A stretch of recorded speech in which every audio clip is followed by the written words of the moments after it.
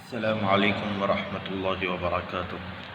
الحمد لله وكفى والصلاة والسلام على عباده الذين اصطفى ما بعد. அன்பார்ந்த சகோதரர்களே, மாணவர்களே, இன்று நாம் பார்க்க இருக்கின்ற பாடம் ஹர்ஃபுல் மத் அலிஃபுக்கு அடுத்ததாக உள்ள மற்றொன்று ஹர்ஃபுல் மத் யாவை பற்றிய பாடமாகும். ஹுரூஃபுல் மத் இன் வரிசையிலே அலிஃபை பார்த்துவிட்டோம், யாவை பார்க்க போகிறோம். இதற்கு அடுத்தது வாவ் ஹர்ஃபுல் மத்தை பார்க்க இருக்கிறோம் இன்ஷா அல்லாஹ். இன்றைய பாடம் இரண்டு அல்லது மூன்று பாகங்களில் யா மத்தை பற்றி ஹர்ஃபுல் மத்தான நீட்டுகிற அந்த எழுத்துக்களின் வரிசையிலே அலிஃபை பார்த்த பிறகு யா ஹர்ஃபுல் மத்தை பார்க்க இருக்கிறோம். நீட்டி ஓதுகின்ற அந்த எழுத்துக்கள் ஃபத்தாவுடைய சப்தத்தை நீட்டுவதற்காக அலிஃப் வருகின்றது, கஸ்ராவை நீட்டி ஓதுவதற்காக யா வருகின்றது.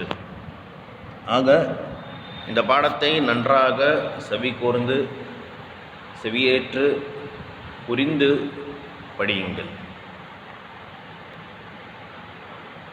வாருங்கள் பாடத்திற்குள் போகலாம்.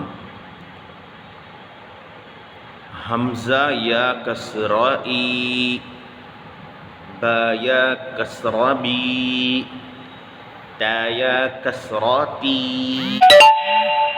ஸா யா கஸ்ரா சி, ஜீம் யா கஸ்ரா ஜி, ஹா யா கஸ்ரா ஹி, خا یا کسرا خی، دال یا کسرا دی، ذال یا کسرا ذی، را یا کسرا ری، زا یا کسرا زی، سین یا کسرا سی، شین یا کسرا شی، صاد یا کسرا سی، ضاد یا کسرا ضی، طا یا کسرا طی، ظا یا کسرا ظی، عین یا کسرا عی، غین یا کسرا غی، فا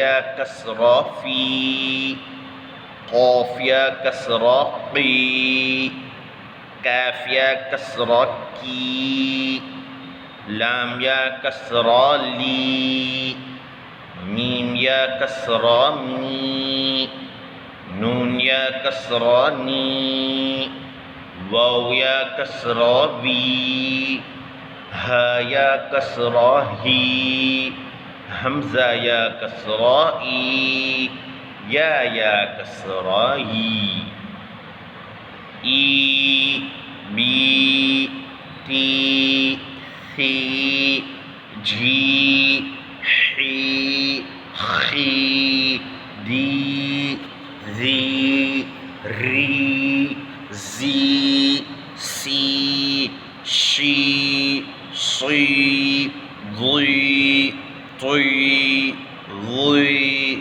عی غی فی قی کی لی மீ நீ வி ஹி ஈ ஈ. ஆக இந்த பாடத்தை நன்றாக படித்து கவனித்து படியுங்கள். மிகவும் சுலபமான பாடங்கள். இன்ஷா அல்லாஹ் அல்லாஹ் சுப்ஹானஹு வ தஆலா உங்களுடைய கல்வியிலே அல்லாஹ் சுப்ஹானஹு வ தஆலா பர்க்கத் செய்வானாக. அஸ்ஸலாமு அலைக்கும் வரஹ்மத்துல்லாஹி வ பரகாத்துஹு.